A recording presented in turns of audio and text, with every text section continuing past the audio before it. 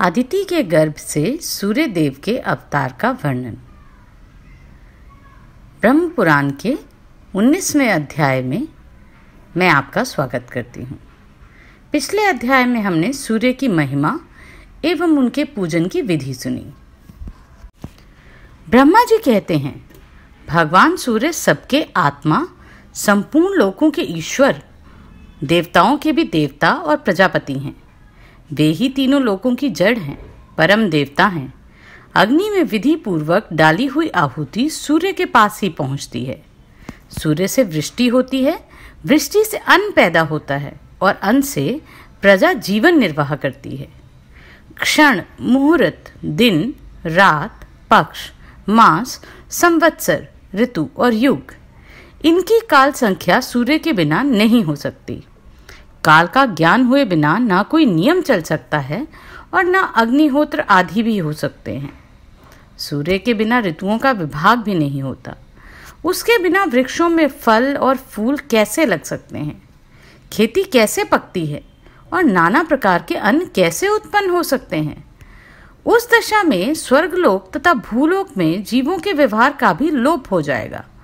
आदित्य, सविता, सूर्य, मिहिर, अर्क, प्रभाकर, मार्तंड, भास्कर, भानु, चित्रभानु, दिवाकर तथा रवि, इन 12 सामान्य नामों के द्वारा भगवान सूर्य का ही बोध होता है। विष्णु, धाता, भग, पूषा, मित्र, इंद्र, वरुण, अर्यमा, विवस्वान, अंशुमान, त्वष्टा तथा पर्जन्य, ये 12 सूर्य पृथक पृथक माने गए हैं। चैत्र मास में विष्णु, वैशाख में अर्यमा, ज्येष्ठ में विवस्वान, आषाढ़ में अंशुमान, श्रावण में पर्जन्य, भादो में वरुण, अश्विन में इंद्र, कार्तिक में धाता, अगहन में मित्र, पौष में पूषा, माघ में भग और फागुन में त्वष्टा नामक सूर्य तपते हैं। इस प्रकार यहाँ एक ही सूर्य के 24 नाम बताए गए हैं। इनके अतिरिक्त और भी हजारों नाम विस्तार पूर्वक कहे गए हैं। मुनियों ने पूछा, प्रजापति, जो 1000 नामों के द्वारा भगवान सूर्य की स्तुति करते हैं, उन्हें क्या पुण्य मिलता है तथा उनकी कैसी गति होती है? ब्रह्मा जी बोले, मुनिवरों, मैं भगवान सूर्य का कल्याणमय सनातन स्तोत्र कहता हूँ, जो सब स्तुतियों का सारभूत है। इसका पाठ करने वाले को सहस्त्र नामों की आवश्यकता नहीं रह जाती। भगवान भास्कर के जो पवित्र, शुभ एवं गोपनीय नाम हैं, उन्हीं का वर्णन करता हूँ। सुनो। विकर्तन, विवस्वान, मार्तंड, भास्कर, रवि, लोक प्रकाशक, श्रीमान, लोक चक्षु, महेश्वर, लोक साक्षी, त्रिलोकेश, कर्ता, हर्ता, तमिस्त्रहा, तपन, तापन, शुचि, सप्ताश्ववाहन, गभस्तिहस्त, ब्रह्मा और सर्वदेवन नमस्कृतः। इस प्रकार 21 नामों का यह स्तोत्र भगवान सूर्य को सदा प्रिय है। यह शरीर को निरोग बनाने वाला, धन की वृद्धि करने वाला और यश फैलाने वाला स्तोत्र राज है। इसकी तीनों लोकों में प्रसिद्धि है।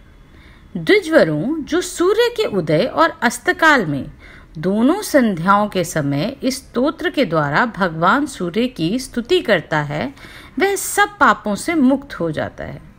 भगवान सूर्य के समीप एक बार भी इसका जप करने से मानसिक, वाचिक, शारीरिक तथा कर्मजनित सब पाप नष्ट हो जाते हैं। अतः ब्राह्मणों, आप लोग यत्न पूर्वक संपूर्ण अभिलाषित फलों को देने वाले इस स्तोत्र को जरूर सत्वन करें। मुनियों ने कहा, भगवान, आपने भगवान सूर्य को निर्गुण एवं सनातन देवता बतलाया है। फिर आपके ही मुंह से हमने यह भी सुना कि वे 12 स्वरूपों में प्रकट हुए। वे तेज की राशि और महान तेजस्वी होकर किसी स्त्री के गर्भ में कैसे प्रकट हुए, इस विषय में हमें बड़ा संदेह है। ब्रह्मा जी बोले, प्रजापति दक्ष के 60 कन्या हुई, जो श्रेष्ठ और सुंदरी थीं। उनके नाम अदिति, दिति, दनु और विंता आदि थे।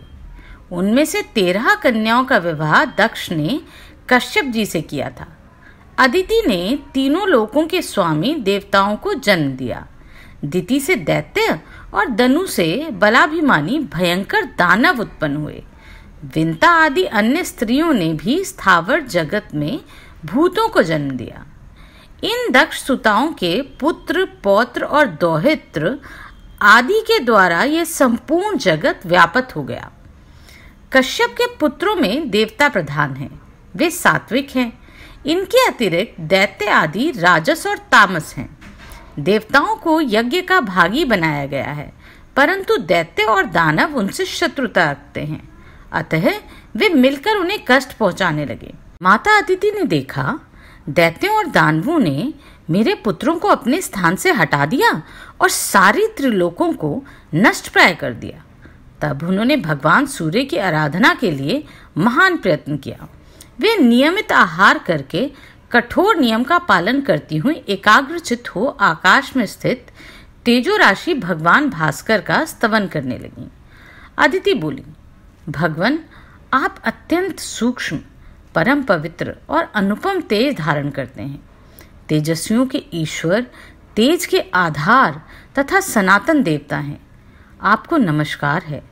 गोपते, जगत का उपकार करने के लिए मैं आपकी स्तुति, आपसे प्रार्थना करती हूँ। प्रचंड रूप धारण करते समय आपकी जैसी आकृति होती है उसको मैं प्रणाम करती हूँ। क्रमशः 8 मास तक पृथ्वी के जल रूप रस को ग्रहण करने के लिए आप जिस अत्यंत तीव्र रूप को धारण करते हैं उसे मैं प्रणाम करती हूँ। आपका यह स्वरूप अग्नि और सोम से संयुक्त होता है। आप गुणात्मा को नमस्कार है।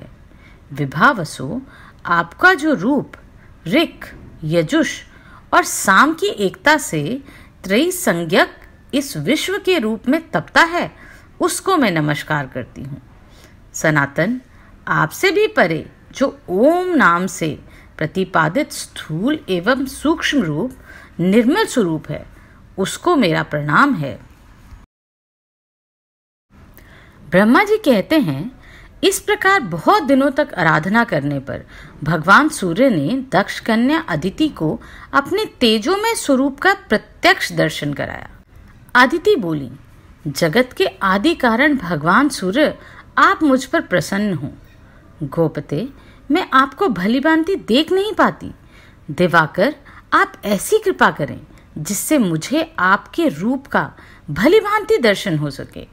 भक्तों पर दया करने वाले प्रभु, मेरे पुत्र आपके भक्त हैं, आप उन पर कृपा करें।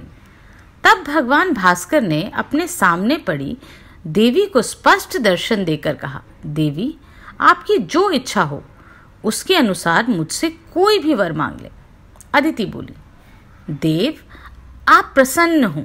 अधिक बलवान दैत्यों और दानवों ने मेरे पुत्रों के हाथ से त्रिलोक की राज्य और यज्ञ भाग छीन लिए हैं।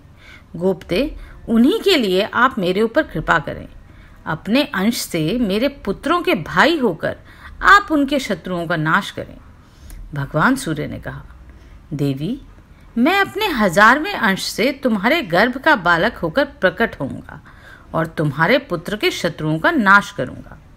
यूं कहकर भगवान भास्कर अंतर्ध्यान हो गए और देवी अदिति भी अपने समस्त मनोरथ सिद्ध हो जाने के कारण तपस्या से निवृत्त हो गई। तत्पश्चात वर्ष के अंत में देवमाता अदिति की इच्छा पूर्ण करने के लिए भगवान सविता ने उनके गर्भ में निवास किया।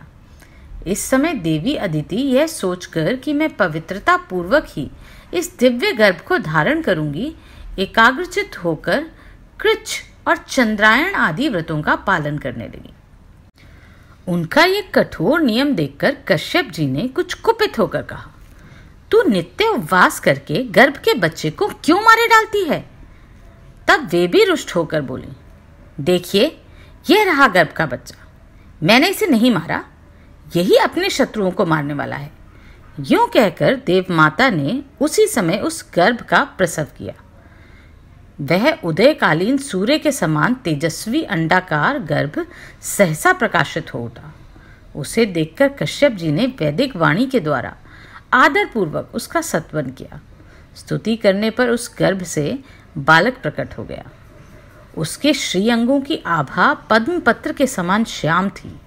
उसका तेज संपूर्ण दिशाओं में व्याप्त हो गया। इसी समय अंतरिक्ष से कश्यप मुनि को संबोधित करके सजल मेघ के समान गंभीर स्वर में आकाशवाणी हुई।